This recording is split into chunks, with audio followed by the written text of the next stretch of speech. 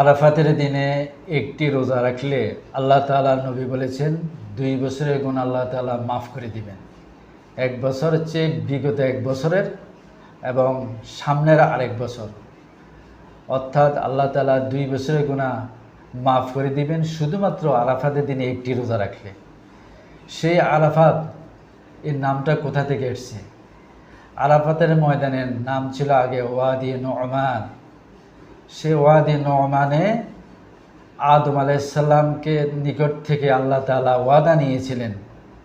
সেখানে আদম আলাইহিস সালামের পিঠ থেকে বনি আদম, পৃথিবীতে যত মানুষ আগমন করবে সেখানে সকল বনি আদম থেকে আল্লাহ তাআলা তার স্বীকৃতি নিয়েছিলেন, আলাস্তু বিরব্বিকুম, আমি কি তোমাদের রব নই?